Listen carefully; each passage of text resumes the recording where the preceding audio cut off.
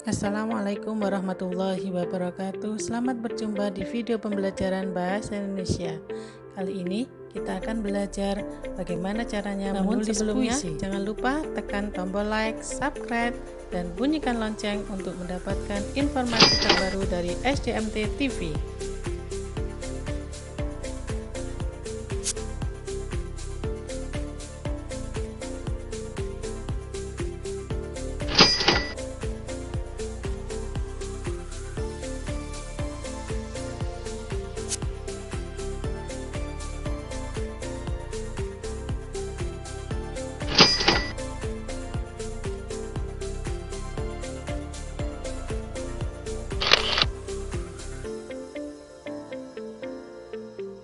Sebelum belajar menulis puisi, kalian harus tahu apa itu puisi.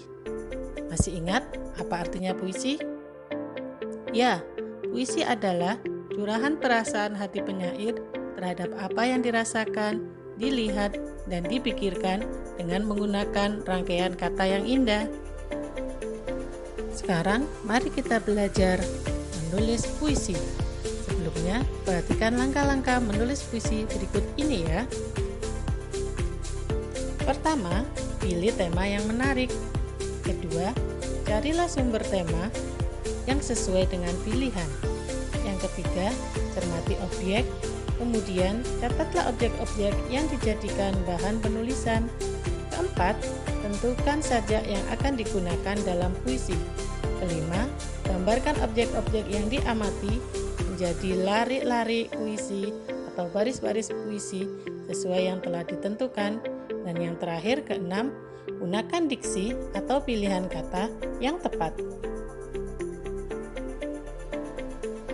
Sebelum kalian mulai menulis puisi, kalian harus tahu terlebih dahulu bahwa puisi dibedakan menjadi dua berdasarkan bentuknya, yaitu puisi lama dan puisi baru. Perbedaan puisi lama dan puisi baru adalah jika puisi lama terikat oleh aturan-aturan seperti jumlah baris, jumlah suku kata, maupun rima. Tapi jika puisi baru tidak terikat dari jumlah baris, jumlah suku kata, maupun rima. Puisi baru disebut juga puisi bebas atau puisi modern. Sekarang mari kita belajar menulis puisi. Sebelumnya, perhatikan langkah-langkah menulis puisi berikut ini ya. Untuk langkah yang pertama yaitu memilih tema yang menarik. Ada banyak tema yang bisa kita temukan di sekitar kita. Ada tema pahlawan, pendidikan, bencana alam, kesehatan, dan lain sebagainya. Untuk latihan puisi ini, kita ambil tema bencana. Langkah selanjutnya yaitu mencari sumber tema yang sesuai dengan pilihan. Bisa kalian temukan di dalam buku cerita, majalah, koran, internet, dan lain sebagainya. Langkah ketiga, mencermati objek, kemudian mencatat objek-objek yang dijadikan bahan penulisan puisi. Kita tadi telah memilih tema bencana. Pada tema bencana ada banyak objek yang bisa kita bahas, antara lain ada banjir, gempa bumi, dan tanah longsor. Untuk langkah keempat, menentukan sajak yang digunakan. Kalian perlu tahu bahwa dalam membuat puisi ada 4 macam sajak, yaitu sajak silang. Sajak silang adalah sajak yang berbunyi A, B, A, B. Kemudian, sajak yang kedua adalah sajak beluk. Sajak beluk ini berbunyi A, B, B, A.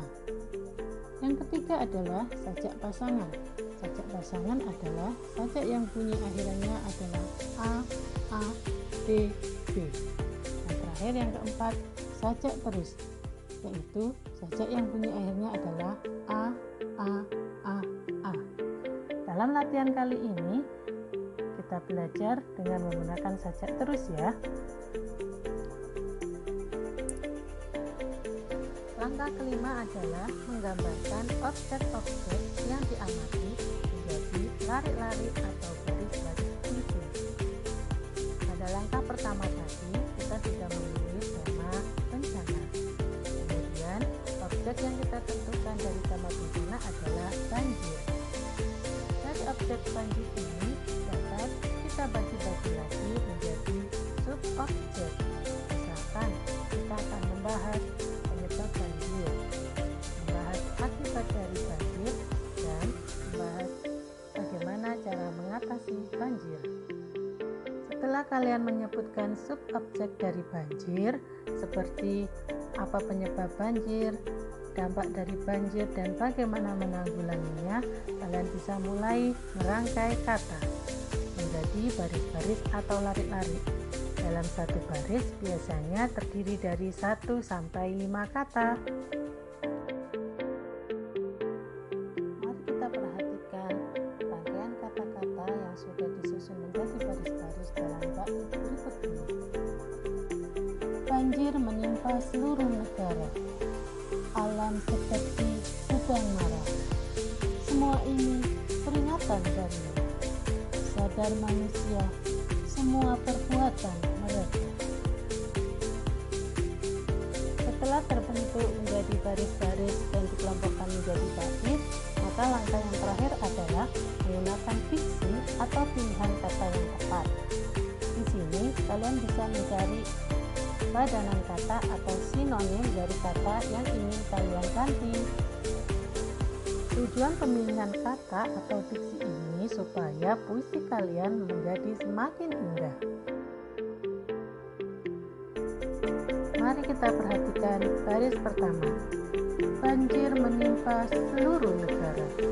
Kata menimpa bisa kita ganti dengan melanda. Kata melanda dan menimpa artinya sama. Kemudian pada kata seluruh bisa kita ganti seantero. Maka kalimatnya akan berubah menjadi banjir melanda seantero negara. Sekarang kita perhatikan baris kedua. Alam seperti sedang marah. Kata seperti bisa diganti bagaikan, sedangkan kata marah bisa diganti dengan kata murka. Maka jadinya juga berubah. Alam bagaikan sedang murka. Nah, untuk baris ketiga dan keempat silakan kalian rubah sendiri ya. Setelah kalian memilih kata-kata yang indah untuk puisi kalian, jangan lupa disusun kembali dan beri judul semenarik mungkin. Nah, sekarang kita baca puisi bersama-sama dari apa yang sudah kita buat tadi. Banjir. Banjir melanda seantero negara. Alam bagaikan sedang murka. Semua ini peringatan darinya. Sadar manusia semua perbuatan mereka. Mudah kan membuat puisi? Supaya kalian semakin pandai membuat puisi, ini ada tips yang bisa kalian praktekkan.